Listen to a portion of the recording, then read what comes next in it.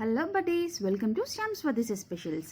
నేను మీ శ్యామ్లా. ఈరోజు మనం హరియాలి ఫిష్ ఫ్రై ఎలాగో చూద్దాం. అదేనండి, గ్రీన్ ఫిష్ ఫ్రై. చాలా టేస్టీగా ఉంటుంది. మరి అది ఎలాగో చూసేద్దామా?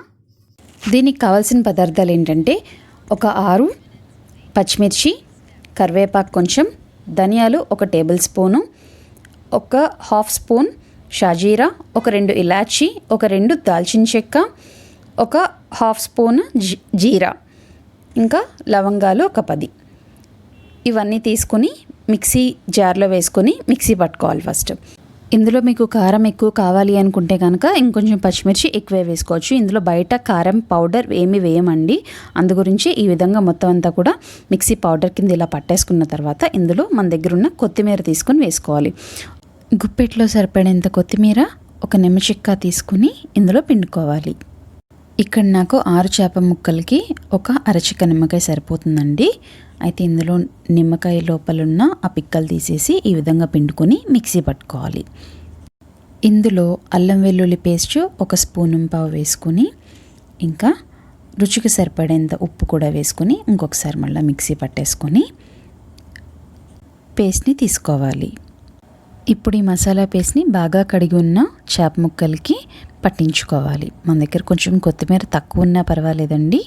అయితే ఇందులో పుదీనా ఆప్షనల్ అనమాట. కొద్దిగా ఘాటు కావాలి అనుకున్న వాళ్ళు పుదీనా వేసుకోవచ్చు. విధంగా 10 నిమిషాల నుంచి గంట సేపు మూత పెట్టి ఈ విధంగా నానబెట్టుకోవచ్చు. ఇప్పుడు ఒక ఫ్రై పాన్ తీసుకుని అందులో 3 టేబుల్ స్పూన్ల ఆయిల్ వేసి బాగా వేడెక్కాక నాని ఉన్న ఫిష్ ముక్కల్ని వేసుకోవాలి. ఒకదానికొకటి కొంచెం దూరంలో ఇలా వేసుకొని పైన మసాలాని ఒక పూతలాగా ఈ విధంగా అద్దుకోవాలి. ఇప్పుడు స్టవ్ ఫ్లేమ్ సిమ్లో పెట్టుకుని ఒక 5 నిమిషాల పాటు మూత పెట్టి వేయించుకోవాలి. 5 నిమిషాల తర్వాత మూత తీసి ఒక 1/2 స్పూన్ ఆయిల్ ముక్కలన్నిటి మీద ఈ విధంగా వేసుకొని ఇప్పుడు ఒక్కొక్కటి విడిపోకుండా తిరిగేయాలి. అయితే తిరిగేసేటప్పుడు జాగ్రత్త అండి. ఖచ్చితంగా కొంచెం ఊరి ఉంటాయి కదా, విరిగే అవకాశాలు ఎక్కువ ఉంటాయి. అందుకే విరగకుండా మంచిగా వెనక్కి వైపుకి తిప్పుకోండి. అలా అన్నీ తిప్పుకున్నాక మళ్ళీ ఒక 5 నిమిషాల పాటు సిమ్లోనే మూత పెట్టుకుని ఇలా ఉంచండి. 5 నిమిషాల తర్వాత మూత తీస్తే ఇంకేముంది, హరియాలి ఫిష్ ఫ్రై రెడీ. అయితే ఇక్కడ ముక్కలకు అంటుకున్న కొత్తిమీర పేస్ట్ మాడినట్లు ఉంటుంది, కానీ నిజానికి అది మాడదండి. కొంచెం ఆ టేస్ట్ అలా కనిపిస్తుంది.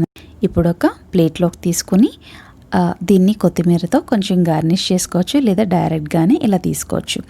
అంతేనండి, హరియాలి ఫిష్ ఫ్రై రెడీ అయిపోయింది. మీకు నా వీడియో నచ్చినట్లయితే తప్పకుండా సబ్స్క్రైబ్ చేయండి, లైక్ చేయండి, షేర్ చేయండి, ఇంకా కమెంట్ చేయండి. Thanks for watching.